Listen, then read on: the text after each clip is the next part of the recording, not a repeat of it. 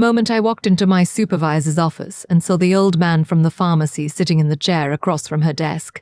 I genuinely thought I had the wrong room. I stopped in the doorway.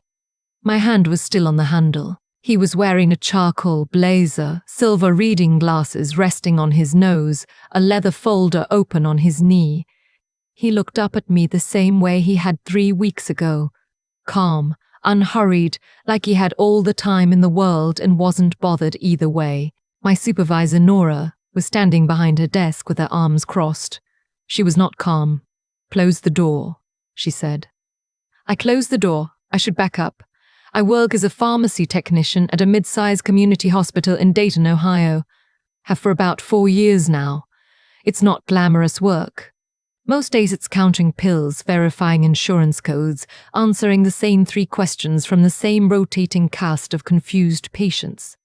I like it. I'm good at it. I like that it's useful in a way I can see directly.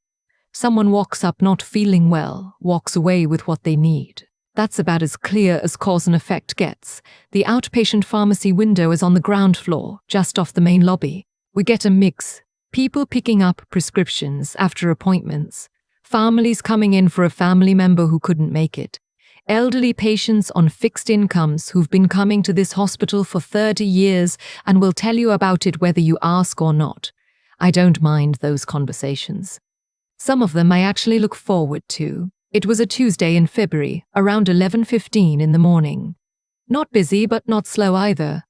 I had 2 people ahead of him in line and I was working the window alone because my coworker Jess had a dentist appointment. When he got to the counter, I noticed right away that he moved carefully. Not frail, exactly. More like someone who'd learned to be deliberate. He had a short white beard, a navy blue Veterans of Foreign Wars cap, and a shopping bag from the hospital gift shop hanging from one wrist. He set a small stack of papers on the counter. His prescription printout, his insurance card, his ID.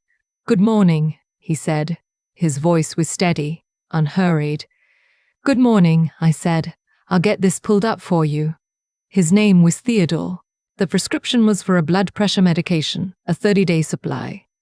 I ran his insurance, and that's when things got complicated. His secondary coverage had lapsed. I didn't know why, and it wasn't my job to know why. But what it meant was that the out-of-pocket cost had jumped from his usual copay to $87. I told him. I turned the screen slightly so he could see the number. He looked at it for a moment, then he reached into his jacket pocket and pulled out his wallet. He opened it and I watched him count what was in there. He counted it twice. $51. He closed the wallet. He didn't say anything for a second. Just looked at the counter, and there was something in his face that I recognized. Not embarrassment exactly, more like the particular kind of quiet that comes when a person is trying to figure out how to handle something in public without making it anyone else's problem. "Let me see what I can do," I said. There was a patient assistance option I could flag. It would get reviewed and potentially processed in 3 to 5 business days. I told him that. He nodded, but his expression didn't change much, and I understood why. 3 to 5 business days doesn't help you today. "Is there a generic available?" he asked. There was, but the difference was only about $12, still out of reach. I excused myself and went to the back for a minute. I had my purse in my locker. I had gotten paid the Friday before. I pulled out $40. It was most of what I had in cash, but I did the math, and it was enough. Here's the thing about working in healthcare. You learn pretty quickly that the people who need the most help are often the least likely to ask for it. This man was not going to ask. He was going to thank me politely, take his printout, and figure something else out. Or he wasn't going to figure something else out, and he was going to go home without his medication, and somewhere down the line that was going to matter. I went back to the window. I told him we had a discount applied through a manufacturer program, which wasn't entirely untrue. There is such a thing. It just doesn't usually process in real time. He didn't question it. He paid his $51. I covered the rest from the $40 in my pocket and logged the transaction the way I had to log it. He picked up his bag. He said, "Thank you, young lady," the same unhurried voice. Then he turned and walked toward the lobby. I watched him go and then went back to the next patient in line. I didn't think much more about it. That sounds strange, maybe, but I genuinely didn't. It was $36. It was a Tuesday. I had other prescriptions to fill. What I did think about, more than I wanted to, was Nora. I'd been thinking about Nora a lot in those weeks, and not in a good way. Nora had been my supervisor for 14 months. Before her, I'd had a supervisor named Pat, who used to bring in donuts on Fridays and remembered everyone's kids' names. Pat retired. Then we got Nora. Nora was not cruel exactly. She was precise in the way that can feel cruel if you're on the receiving end of it. She kept documentation on everything. Every time I clocked in a minute late, every time a patient complaint crossed her desk, even once when a patient had complained that I was too chatty, which I still think about, Nora had a record of it. She wasn't hostile.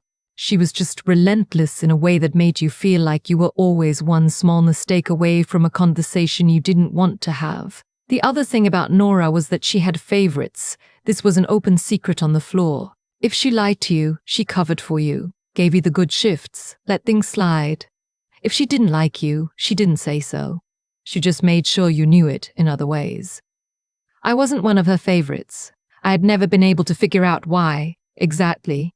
I did my job well. I had good patient feedback. I'd been there longer than half the department. But something about me rubbed her the wrong way, and after 14 months, I'd stopped trying to understand it and started just trying to stay out of her line of sight. 2 weeks after the pharmacy window incident, she called me into her office. I walked in and sat down, and she laid a printed form on the desk between us. It was a write-up.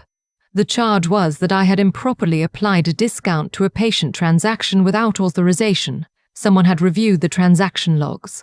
Nora explained this without expression. She said the $36 discrepancy had been flagged during a routine audit. She said this was a policy violation. She said it reflected poor judgment. I sat very still. I had known on some level that what I did that Tuesday wasn't strictly by the book. I hadn't hidden it exactly. I'd logged it accurately, but I hadn't announced it either. I explained what had happened. The lapsed insurance, the gap, the patient counting his money twice. I told her I'd covered the difference myself. Nora looked at me for a moment. "That's not the point," she said. "I know," I said. "The point is that you made a unilateral financial decision that you weren't authorized to make, and that creates liability for this department." "It was $36, I said. "It was my own money." "That's also not the point." She tapped the form. "I need you to sign this." I looked at the write-up. If I signed it, it went in my file. 3 write-ups in a rolling 18-month period was grounds for termination. I already had one, from 8 months ago, for a documentation error that I still maintained had been a software glitch, but which Nora had documented anyway. I said I needed a day to think about it. She said I had until end of shift Friday. I went home that night and called my mom and talked it through with her for an hour. She told me I'd done the right thing. I already knew that. What I didn't know was what to do about the piece of paper sitting on Nora's desk that was going to follow me around for the next 18 months. My mom said, "You can't control how people respond to you doing the right thing. You can only control doing it." She said things like that to me my whole life. Most of the time it helps. That night it helped a little. I went back to work Thursday. I covered my shifts. I didn't talk to anyone about it except Jess, who had been there long enough to know that Nora had done similar things to other people who'd stepped outside the lines, even for good reasons. "You're not the first," Jess said. "Remember what she did to Craig?" I remembered. Craig had let a patient use the break room to wait for a ride in the rain, without checking it through facilities. Right up. Craig had been gone by Christmas. I got to Friday, and I still hadn't signed the form. I was going to, though, I decided. I didn't have the energy for whatever came after refusing. I was at the window at 10:40 in the morning when one of the front desk coordinators came and told me that the hospital administrator's office had called down. They wanted to see me at 11. My first thought was, this escalated faster than I expected. My second thought was that I needed to find out if I should bring a union rep. I knocked on the door of the administrator's office on the 4th floor at exactly 11 o'clock. A voice said to come in. I opened the door. Nora was there, standing to the left, and behind the desk, in the administrator's chair, not in a visitor chair, but in the chair, was the old man from the pharmacy. He was wearing a dark suit this time. No VFW cap, reading glasses on. He had a folder open on the desk, and he looked up at me the same way he had looked up at me at the window 3 weeks ago. Unhurried. I stood in the doorway and genuinely could not process what I was seeing. "Miss Callahan," he said, "please come in and sit down." I sat down. His name, I would learn in the next 10 minutes, was Theodore Marsh. He was not just a patient. He was, in fact, the newly appointed chairman of the hospital's board of trustees, a role he had taken on after the previous chairman retired. Part of his onboarding process, he explained, was a series of what the board called unannounced site visits, days where he moved through the hospital as an ordinary person, no advance notice, no staff briefing, to get an unfiltered read on how the place actually ran day to day. The VFW cap, the gift shop bag, the careful way he moved. He'd been doing this at 3 hospitals in the regional system over the past 6 weeks. I looked at Nora. Her face had gone very still. Mr. Marsh set down his pen and folded his hands on the desk. "I want to be clear about why we're here," he said. "I've asked your supervisor to join us because what I observed 3 weeks ago involves both of you, and I think it's important that we have this conversation together." Nora said, "Of course," in a voice that sounded like it came from somewhere far away. "I was at the pharmacy window on a Tuesday morning," Mr. Marsh said. "My insurance situation was, and I apologize for the confusion this may have caused, a paperwork issue related to the transition into my new role. The coverage had technically lapsed during an administrative delay. I was aware of the gap. I wanted to see how the situation was handled." He looked at me. "What you did," he said, "was notice that a patient was short and quietly solve the problem without making that patient feel worse about it than he already did. You didn't make a production of it. You didn't ask for anything, you just handled it. I didn't know what to say, so I didn't say anything." "I've reviewed the transaction log," he continued. "I understand there's been a write-up issued." He glanced at Nora. "I'd like to understand the rationale." Nora explained it. Policy, authorization, liability. She was composed, professional. She laid it out the same way she'd laid it out to me. Mr. Marsh listened to all of it. He nodded slowly while she talked. When she finished, he was quiet for a moment. "I hear you on the policy," he said, "and I want to be clear that I'm not here to undermine departmental protocols. Those exist for reasons." Nora's shoulders dropped slightly. "But," he said, "I'd like us to think about what we're actually measuring when we audit a transaction like this one." We flagged a $36 discrepancy. The discrepancy existed because an employee used her own money to ensure that a patient, a veteran, it happens, though that's not really the point, could receive medication he needed, and the response to that was a formal write-up. He let that sit in the room for a second. "What does that tell our staff about what we value?" he said. It wasn't a rhetorical question. He was actually asking. Nora opened her mouth and then closed it. "I'm going to ask that the write-up be withdrawn," Mr. Marsh said. It was very calm the way he said it. Not a demand. Just a statement of what was going to happen. And I'd like to have a separate conversation with HR and department leadership about whether our current protocols around patient financial hardship are giving our frontline staff enough tools to actually help people in the moment. Because right now, from what I saw, the answer is no. He turned to me. "Ms. Callahan, I owe you $36. He reached into his jacket pocket and set 2 folded $20 bills on the desk. I stared at them. "And the $4 is yours," he said. There was the faintest suggestion of a smile. For the service. Nora didn't say much to me after that. I don't know exactly what conversations happened at the levels above my line of sight, but I know the write-up was withdrawn.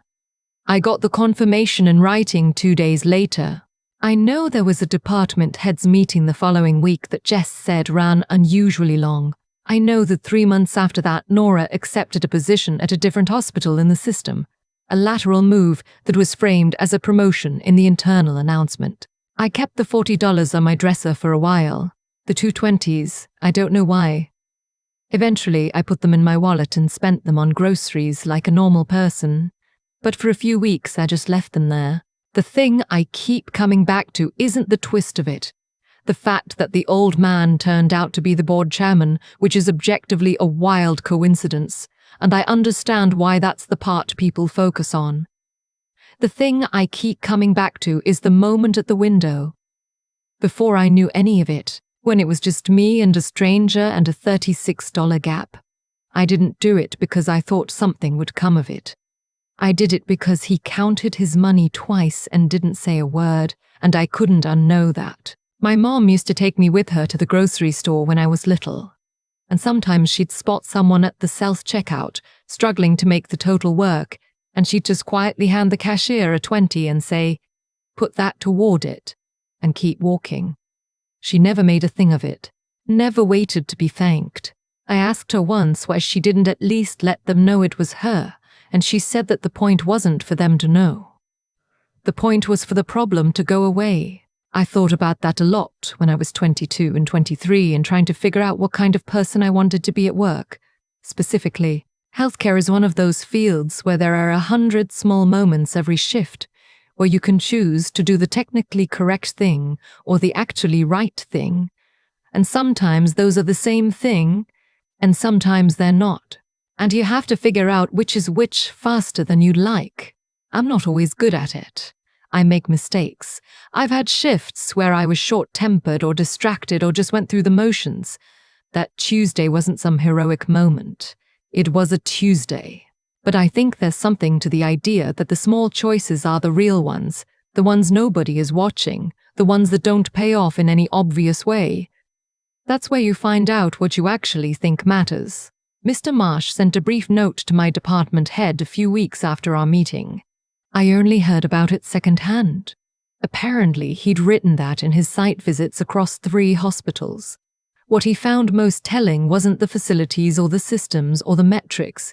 It was whether the people closest to the patients were empowered to treat them like human beings. I don't know if anything changed structurally because of what he saw that Tuesday.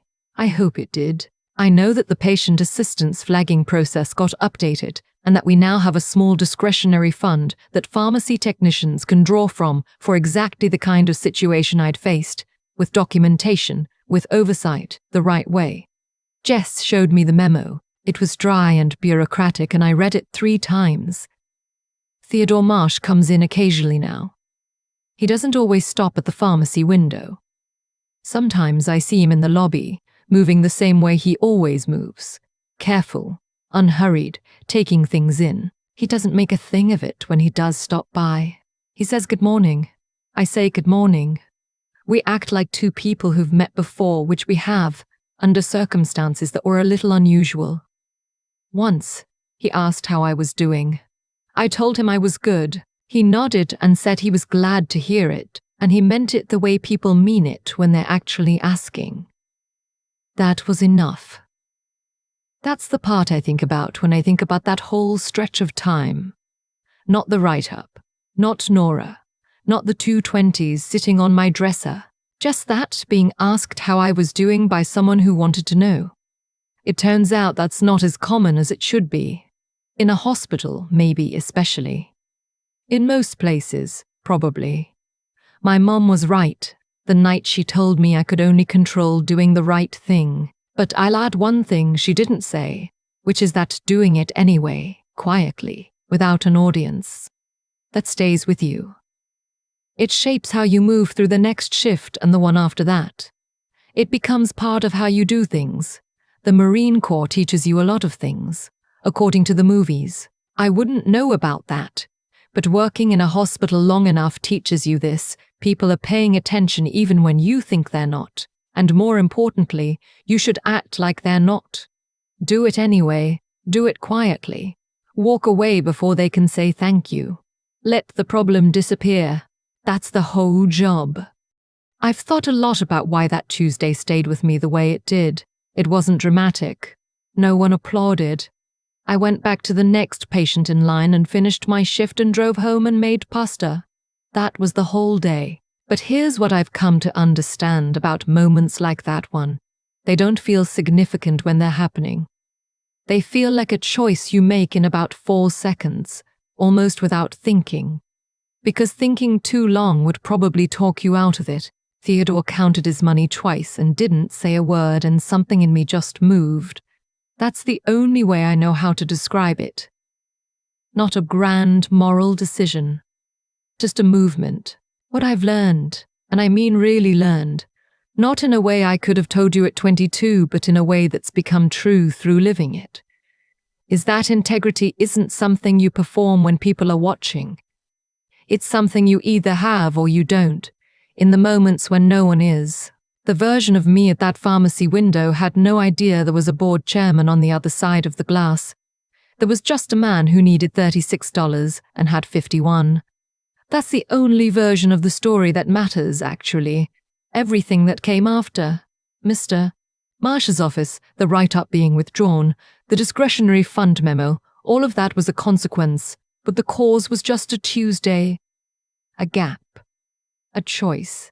And Nora. I want to say something about Nora, because I think it would be easy to frame her as a villain and leave it there, and I don't think that's quite right. Nora wasn't wrong that I'd stepped outside protocol. She wasn't making that up. What she was missing, and what I think a lot of people in positions of authority miss, is the difference between enforcing a rule and understanding what the rule is for. Rules exist to protect people. When enforcing a rule causes more harm than breaking it would have, you have to be willing to ask yourself which thing you're actually serving. The rule or the people.